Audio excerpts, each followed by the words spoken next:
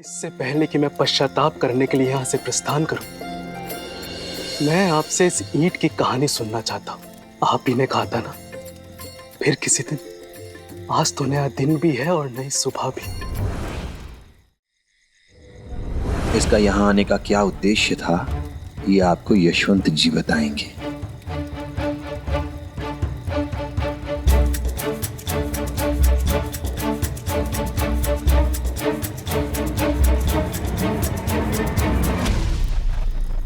अरे ये यशवंत जी अचानक यहाँ और इनकी ऐसी हालत। अरे क्या हुआ इनके साथ? इनकी ऐसी बुरी हालत। ऐसी हालत कैसे होगी इनकी?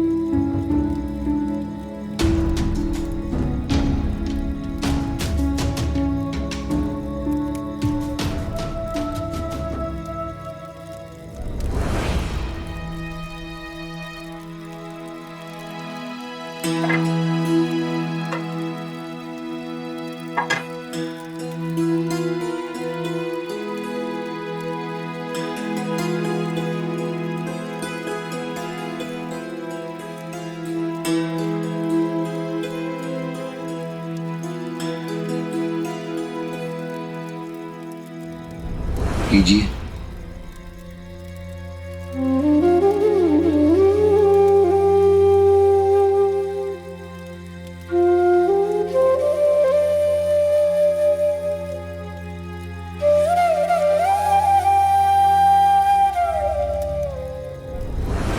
महालसापति जी को जिस दिन मैंने अपने आगमन की सूचना दी थी, उसके एक दिन पहले ही मैं शिरडी के लिए प्रस्थान कर चुका था।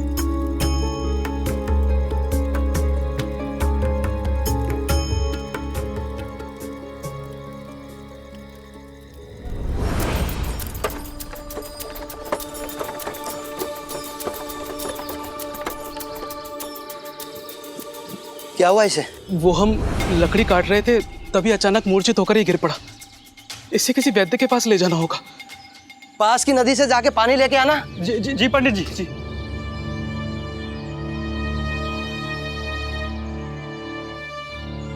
वैसे आप कहाँ जा रहे थे? मैं शिरडी जा रहा था।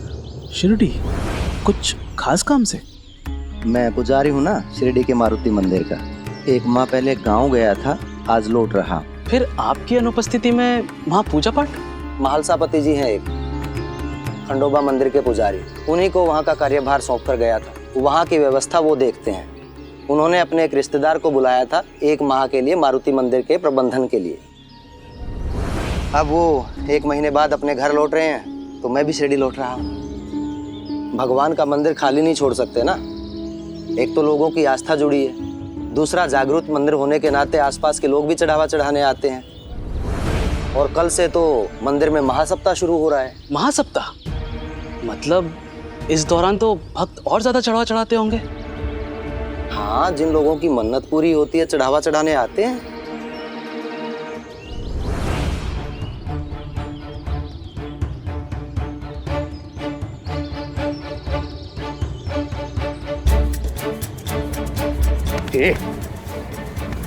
कौन हो? क्या कर रहे हो? छोड़ो मुझे। हाँ चले जाना, लेकिन जिस मकसद से हम यहाँ आए हैं उसे तो पूरा करने दो। छोड़ो मुझे। छोड़ दो, मैंने क्या किया है? कर क्या रहे हो? छोड़ो मुझे।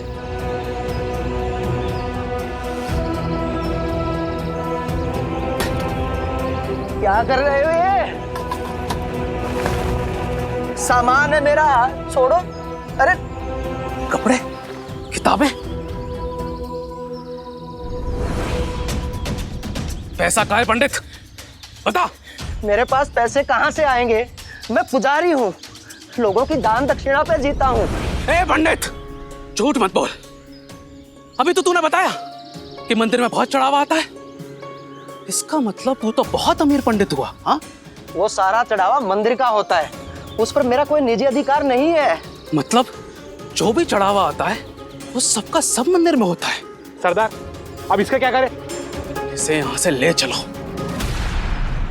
कहाँ लेके जा रहे हो मुझे? कहाँ लेके जा? छोड़ो, छोड़ो मुझे, छोड़ो मुझे, छोड़ो। पंडित जी,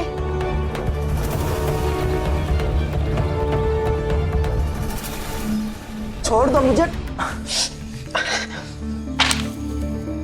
तू एक पत्र लिखेगा, जैसा मैं कहूंगा बिल्कुल वैसा, और इस पत्र को लेकर मैं तेरी जगह शिरडी जाऊंगा, और तब तक तू यहां मेरे साथियों के पास कब्जे में रहेगा।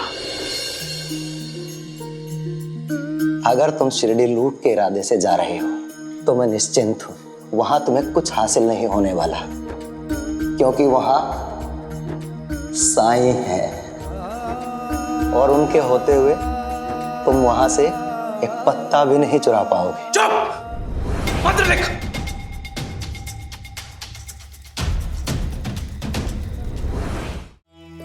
आपने मुझे बचा लिया साईं। नहीं यशवंत जी, बचाने वाला तो वो मालिक है, मैं तो सिर्फ माध्यम हूं। और वो आपकी रक्षा क्यों नहीं करता? इतने बरसों तक आपने उसकी सेवा की है, उसकी आराधना की है, उसकी भक्ति की है। ये कैसे संभव है? इसका मतलब इस साईं के पास जादुई शक्तियां हैं। इसका मतलब अब तक जो जो मेरे साथ हुआ उसके पीछे आपका हाथ था। हनुमान जी के जिस कड़े को चुराकर मैंने छिपा दिया था, उसे मंदिर वापस लाने वाले आप थे। और वो गहने, जब आप सबको कहानी सुना रहे थे तब मैं चुपके से मारुति मंदिर गया था, ताकि देवीदास जी के दिए हुए गहने चुरा सकूं। लेकिन मैं असफल रहा, क्योंकि वो गहने मूर्ति से चिपक गए थे। मतलब वो भी आप ही ने किया था? मतलब मंदिर से भी चोरी करने की कोशिश की? अब तो इसे बिल्कुल माफ नहीं करेंगे, मारो इसे। रुक जाओ तात्या, हिंसा किसी भी पाप की सजा नहीं हो सकती। मैंने गजराज के हर प्रयास को इसलिए विफल किया क्योंकि मैं नहीं चाहता था कि गजराज और पाप करे, इसके पापों की संख्या और बढ़ जाए। ये अपने पापों का प्रायश्चित कर मुक्ति पाएगा। हाँ, मुझे क्या करना है और क्या नहीं, इसका फैसला करने वाले तुम कौन होते हो? गजराज, तुमसे पाप हुए हैं, पर तुम एक बहुत संस्कारी, बहुत अच्छे परिवार से ताल्लुक रखते हो। तुम्हारे माता पिता ने तुम्हें बहुत अच्छे संस्कार दिए हैं। अपने बाबा को याद करो गजराज, उन्होंने तुम्हें जो अच्छी बातें बताई हैं उन्हें क्यों भूल रहे हो तुम?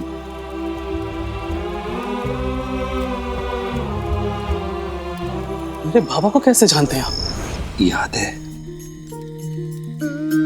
क्या कहा करते थे तुम्हारे बाबा? गजराज, भले ही हमें एक वक्त की रोटी मिले, एक वक्त का खाना मिले, पर वो रोटी, वो खाना मेहनत से अर्जित हुआ होना चाहिए।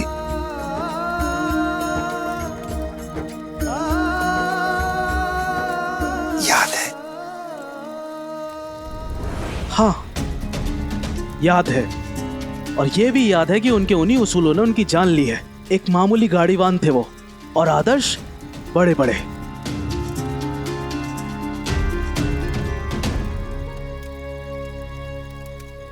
बाबा, जो लोग किराए का मोल भाव करना नहीं जानते, उनसे अधिक किराया वसूलना कोई गलत बात नहीं है। गलत है गजराज। मैंने कितनी बार कहा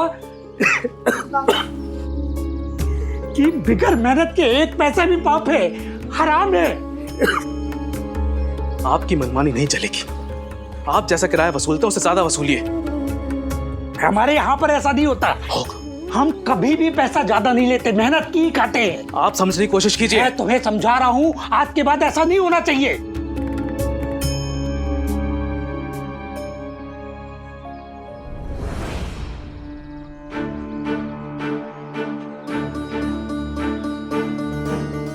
बाबा की तबीयत खराब रहती थी, पैसों की भी हमेशा किल्लत रहती थी। बावजूद उसके उन्होंने कभी किसी से अधिक किराया नहीं वसूला, न कभी आर्थिक मदद ली किसी से, क्योंकि वो जानते थे कि वो कर्ज चुका नहीं पाएंगे।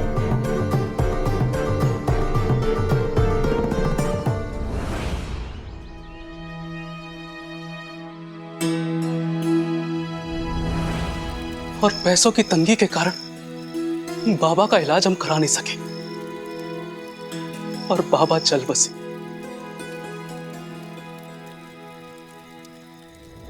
बाबा की जिंदगी से मैंने सबक लिया कि उनकी तरह मर मर के मुझे काम नहीं करना। उनकी ईमानदारी खुददारी से जो कुछ भी उन्हें हासिल हुआ वही मुझे हासिल होगा,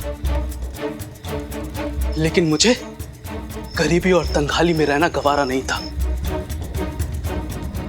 मैंने फैसला किया कि जैसी जिंदगी मेरे बाबा ने मेरी आई और मेरी बहन को दी है, वैसी जिंदगी मैं उन्हें कभी नहीं दूंगा।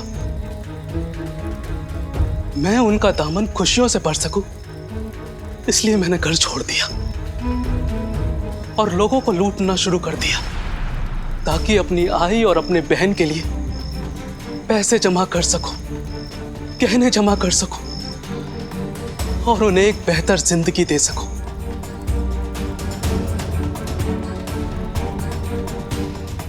पर दे नहीं सके तुम।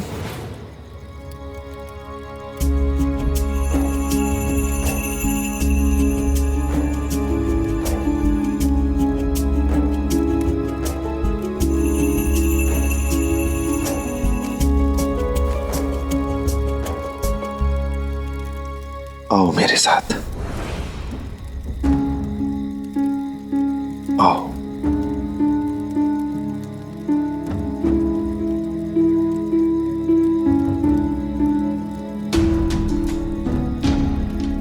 इसमें देखो,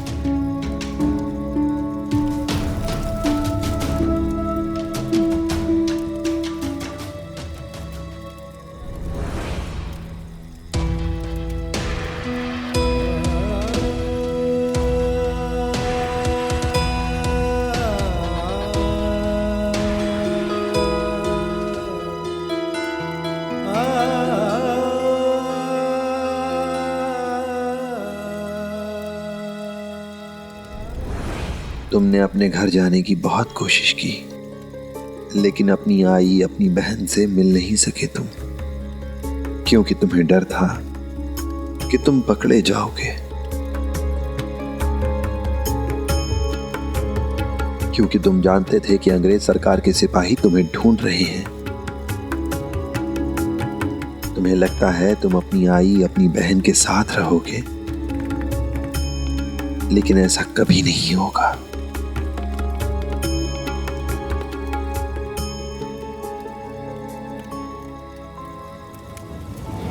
होगा, एक दिन जरूर होगा।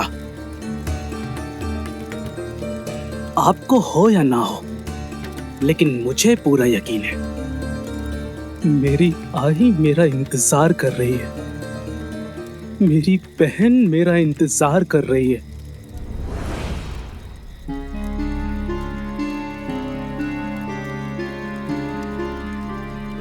तुम्हें यकीन है तो खुद देख लो।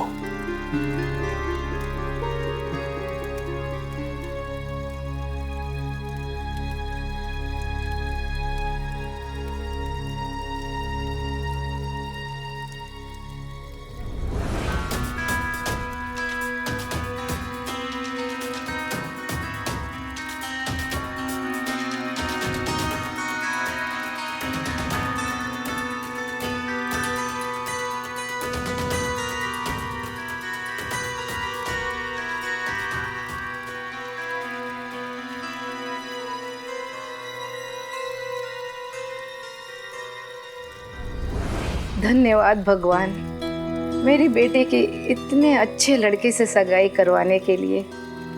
बस शादी होने तक गजराज यहाँ ना आए।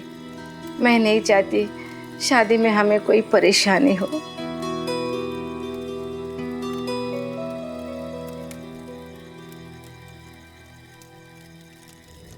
क्या सोचा था तुमने कि तुम्हारी आई, तुम्हारी बहन हमेशा तुम्हारा इंतजार करती रहेंगी? तुम्हारे घर छोड़ देने के बाद तुम्हारे बाबा के सिद्धांत, उनके आदर्श ही उनका सहारा बने। इज्जत से जीने के लिए तुम्हारी आई ने कपड़े धोने का काम शुरू किया।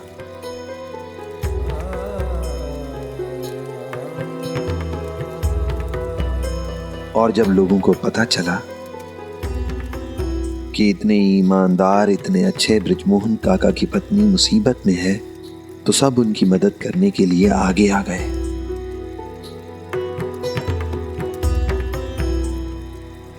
क्योंकि तुम्हारे बाबा के आदर्श, उनके उसूलों के कारण समाज में उनकी बहुत इज्जत थी, बहुत सम्मान था उनका। और जानते हो गजराज, तुम्हारे एक पड़ोसी ने ही तुम्हारी बहन की शादी तय करा दी। अब तुम खुद ही बताओ, कौन सा रास्ता बेहतर है, तुम्हारे बाबा का या फिर तुम्हारा?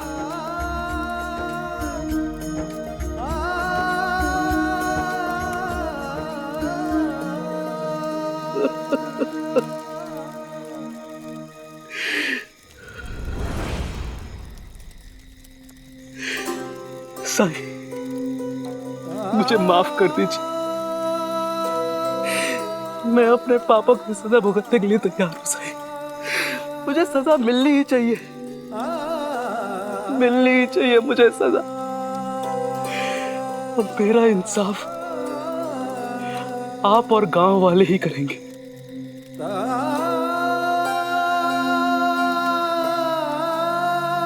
अगर गांव वाले मेरी पिटाई करना चाहते तो उन्हें मत रोकिए, और बेहतर तो ये होगा कि वो मेरी जान ही ले डाले। वैसे भी मेरी जिंदगी अब किसी काम की नहीं रही। ऐसा बेकार जीवन जीकर क्या फायदा?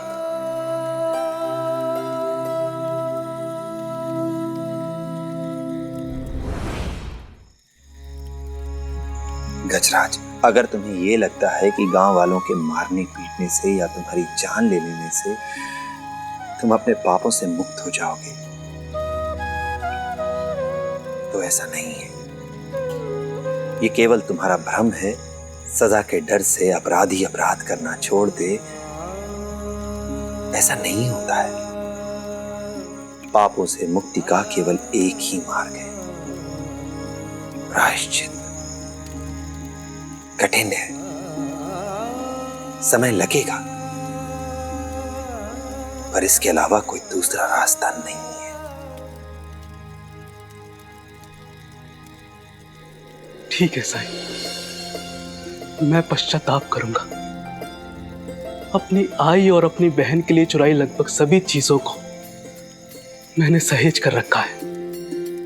मैं उन्हें उनके मालिकों तक लौटाने का प्रयास करूंगा, और जो कुछ भी मेरे पास नहीं है, मैं मेहनत मजदूरी कर उनकी एक एक पाई चुका दूंगा। सिर्फ पैसा ही सब कुछ नहीं होता है रघुनाथ। तुम लोगों के पैसे तो लौटा सकते हो, लेकिन उन्हें तुमने जो दर्द दिया, जो तकलीफ दी, उसकी भरपाई कैसे करोगे तुम?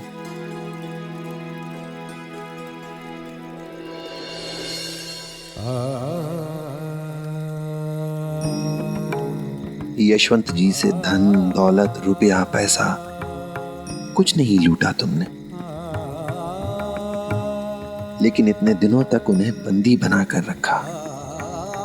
उन्हें जो मानसिक पीड़ा, जो मानसिक यातना दी है, उसकी क्षतिपूर्ति कैसे करोगे तुम? क्या तुम उनका समय वापस कर सकते हो? उनके मन में जो डर बैठ गया है, उसे निकाल सकते हो तुम? बोलो। साईं, आपने बिल्कुल सही कहा। पैसे जेवर लौटाना शायद मेरे लिए आसान होता, लेकिन अब मैं उन सभी लोगों की मदद करने की कोशिश करूंगा जिन्हें मेरी वजह से दुख पहुंचा है। ऐसे पीड़ित लोगों की सहायता के लिए मुझसे जो कुछ हो सकेगा मैं वो करूंगा, चाहे मेरी पूरी जिंदगी ही क्यों ना लग जाए लोगों के दुखों की क्षतिपूर्ति करने में। अब मेरी जिंदगी का एकमात्र उद्देश्य यही है। ये राह तुम्हारे लिए आसान नहीं होगी गजराज, पर हाँ, अगर तुम अपने बाबा के आदर्शों पर चलने का प्रयास करो तो तुम्हें अपने मकसद में सफल होने का तरीका मिलेगा और उसके बाद ही तुम अपनी आई की सेवा करने के अधिकारी बन पाओगे। सच साईं। हर सुबह अपने साथ एक नई उम्मीद लेकर आती है और हमारे आज के कर्म ही हमारे भविष्य की बुनियाद रखते हैं गजराज। मुझे माफ कर दीजिए, आज मैंने आपकी महिमा और इस ईंट की शक्ति देखी।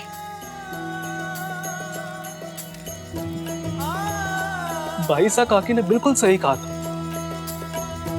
ये ईंट कोई साधारण ईंट नहीं है।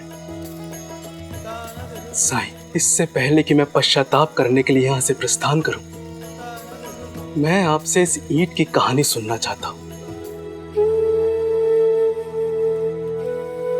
आप ही ने कहा था ना, फिर किसी दिन।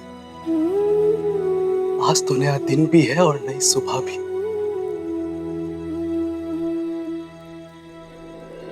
हाँ साईं, हमें भी सुनना है। सुनाओ ना साईं। पर आप सब रात भर नहीं सोए। साईं, अगर सो गया होता तो मेरी आंखें कभी ना खुल पाती। आपका नया भक्त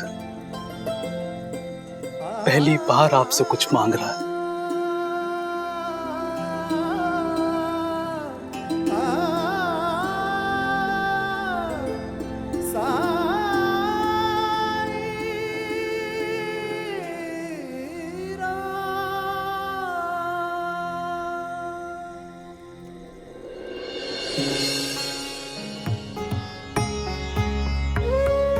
हाँ, तो कल रात मैंने कहां तक की बात बताई थी?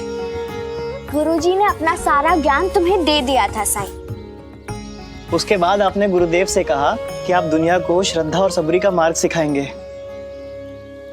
हाँ, क्योंकि गुरुजी ने महसूस किया कि मेरी शिक्षा पूरी हो गई है।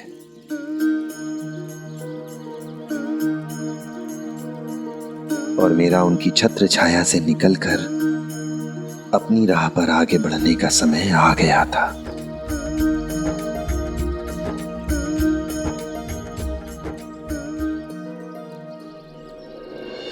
नहीं गुरुजी, मैं आपको छोड़कर कहीं नहीं जाऊंगा। बेटा, अब मेरे पास ऐसा कुछ भी नहीं है जिसे मैं सिखा सकूं। तुम्हें प्रस्थान करना ही होगा। लेकिन मैं इस यात्रा में अकेले कैसे गुरुजी? किसने कहा कि तुम अकेले जा रहे हो? और कौन जाएगा मेरे साथ? मैं चलूंगा तुम्हारे साथ।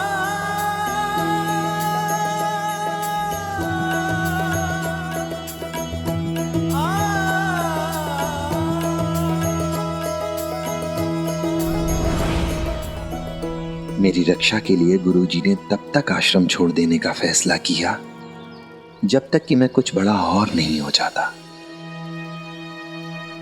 गुरुजी के इस निर्णय से मेरे गुरु भाइयों में असंतोष था और गांव वाले भी थोड़ा नाराज थे।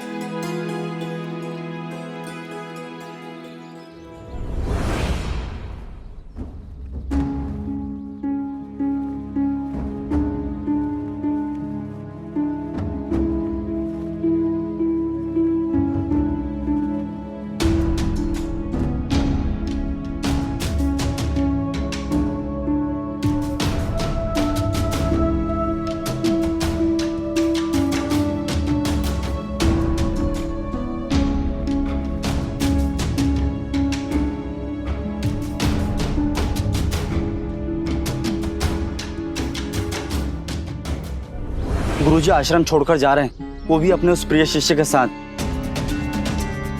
क्या? कब? बस थोड़ी देर में प्रस्थान करने वाले हैं। नहीं नहीं, हम उन्हें जाने नहीं देंगे। वैंकुशा जी हमेशा हमारे साथ हमारे गांव में रहे हैं। उन जैसे महापुरुष के बगैर तो हम सब अनाथ हो जाएंगे। वो हम सबके गुरु हैं।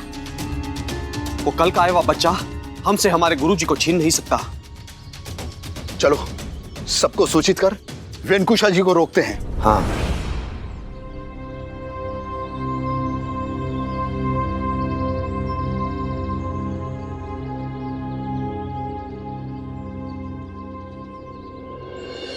गुरुजी, आप हमें छोड़कर नहीं जा सकते। मैं आप लोगों को छोड़कर नहीं जा रहा हूं, शीघ्र ही वापस आऊंगा।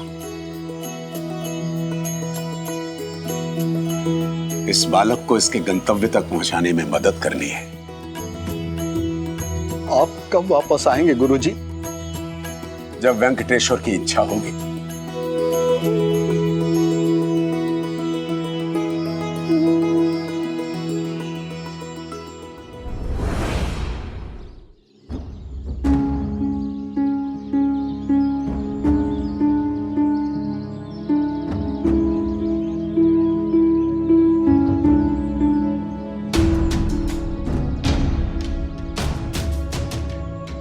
ये सब इस बच्चे के कारण हो रहा है। जब तक ये बच्चा गुरुजी के साथ है तब तक वो हमसे दूर रहेंगे।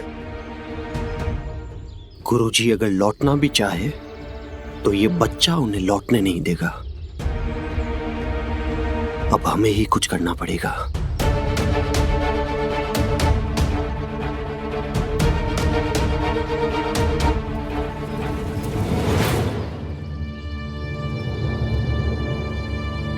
तो फिर गांव वालों ने क्या किया साईं?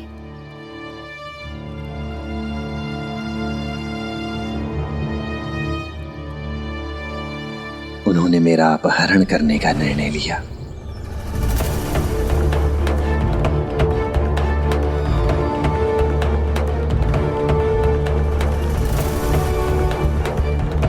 लोग ऐसे सोच भी कैसे सकते हैं साईं? वो भी एक बच्चे के लिए? साईं, अब ये मत कहना कि वो अपने उद्देश्य में सफल हुए। कुछ भी अकारण नहीं होता है। जो कुछ भी होता है उसमें उस मालिक की रजा होती है। गांव वाले भी ये नहीं जानते थे कि वो तो केवल उस भगवान की इच्छा पूरी कर रहे हैं।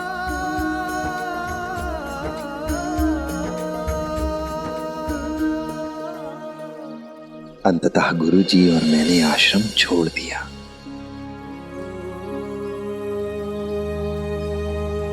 और गोदावरी नदी के किनारे एक छोटी सी कुटिया में रहने लगे।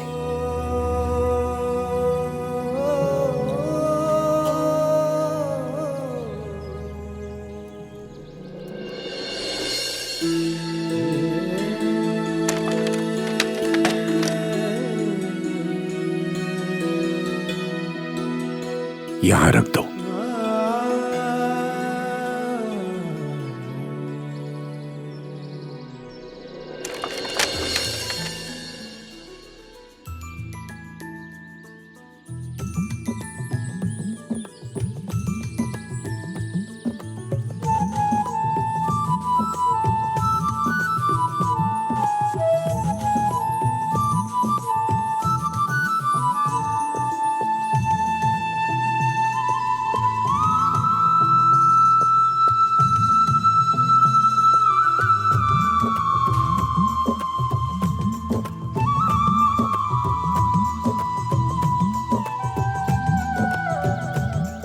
आरंभ करो।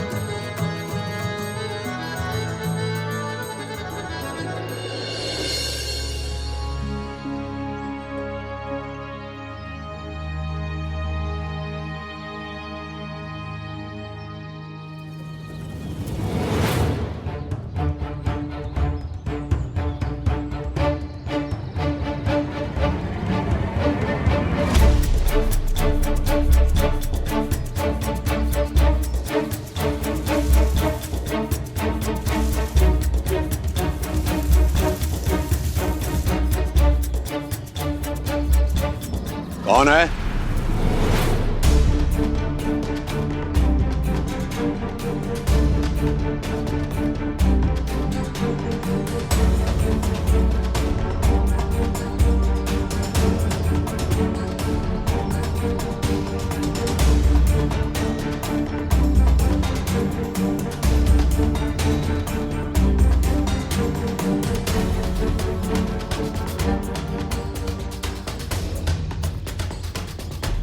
क्या हुआ गुरुजी? कुछ नहीं, तुम ध्यान लगाओ।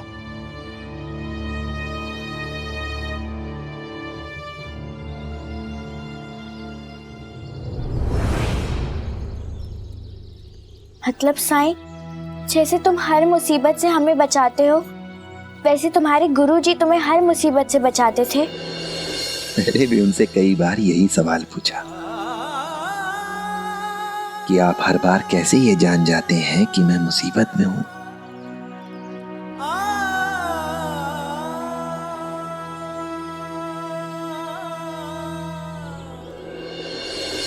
इसका उत्तर वही है जो तुमने मुझे उस दिन दिया था।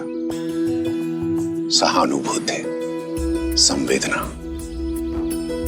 जैसे जैसे तुम अपनी इंद्रियों का प्रयोग करना सीखोगे, वैसे वैसे किसी भी इंसान के सुख दुख की पुकार सुनने में अपने आप को और भी सक्षम पाओगे।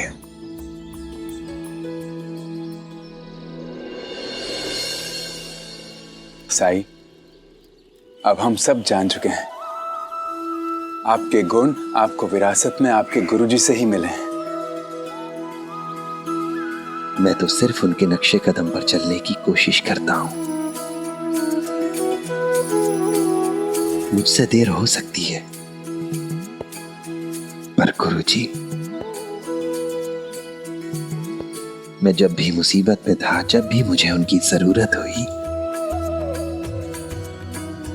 हमेशा उन्हें अपने पास ही पाया।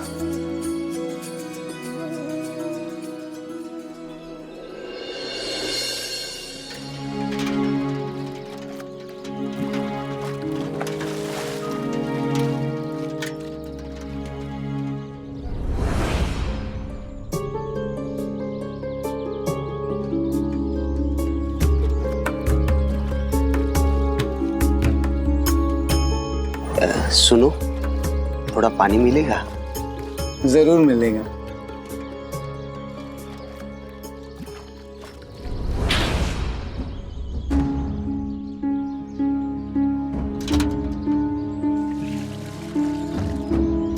ये लीजिए।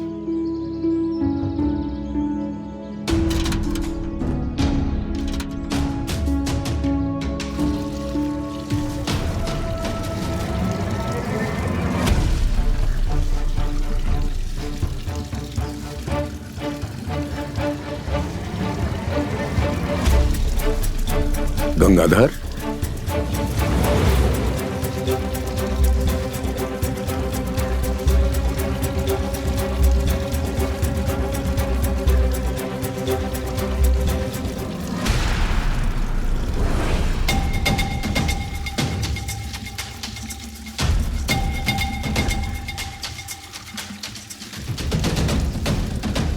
तुम यहां क्या कर रहे हो?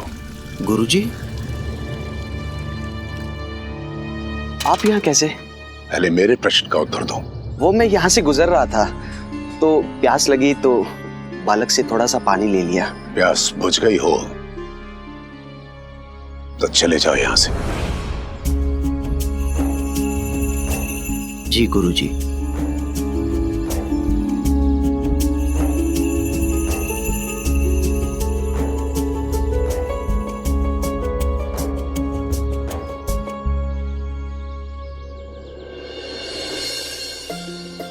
गुरुजी ने हमेशा मेरी रक्षा की,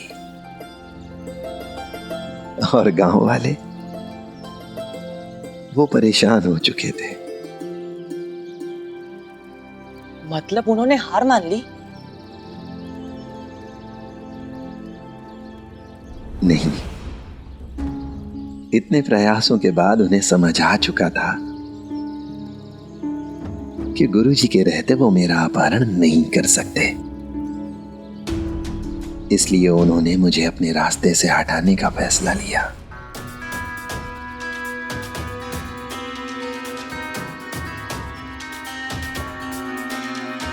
मतलब वो तुम्हारे प्राण लेना चाहते थे? कोई ऐसे हत्या के बारे में सोच भी कैसे सकता है? बड़े नीच लोग थे ये गांव वाले। नहीं लक्ष्मी, उनकी व्यथा समझने की कोशिश करो। उन्हें डर था कि वो अपने गुरुजी को खो देंगे। ऐसे में वो अपने को दिशाहीन महसूस कर रहे थे, और दिशाहीन व्यक्ति अक्सर गलत रास्ते पर ही चलता है। यही तो तुम्हारी विशेषता है साईं, कि तुम सब में अच्छाई देखने की कोशिश करते हो। बायजामा, बुरे से बुरे इंसान में भी कुछ न कुछ अच्छाई जरूर होती है।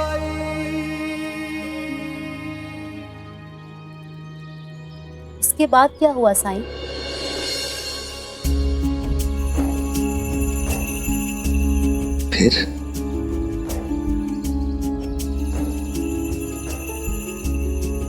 फिर अगली चतुर्दशी की रात को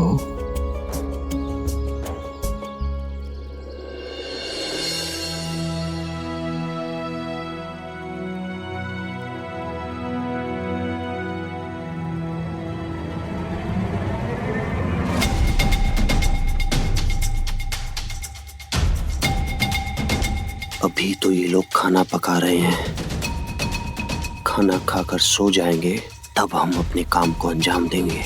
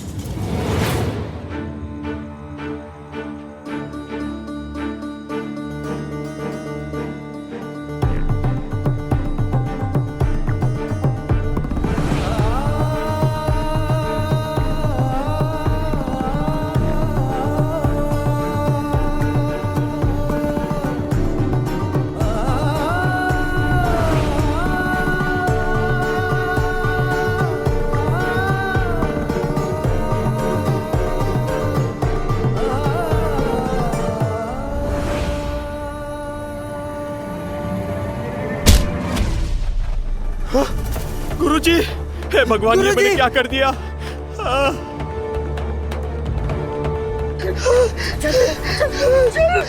चल गुरुजी।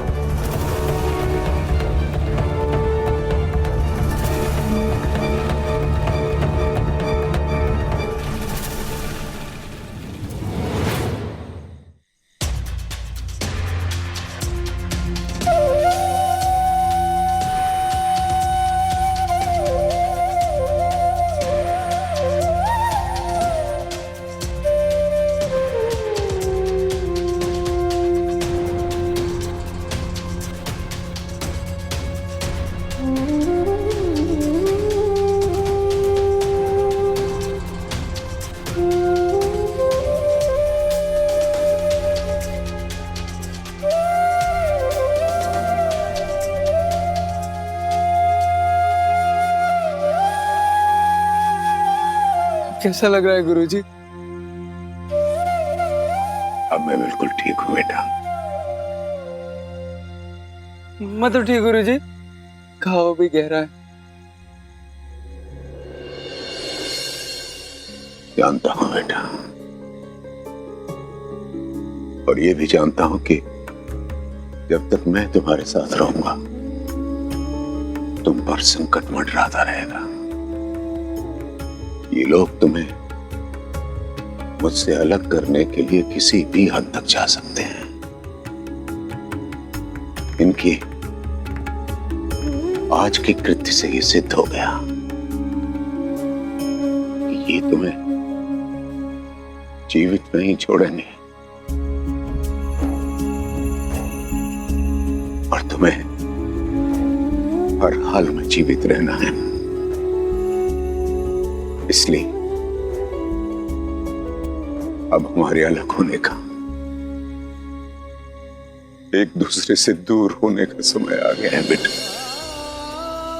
गुरुजी, ये तुम्हारी ओर से मेरे लिए गुरु दक्षिणा होगी, ना मत कहना।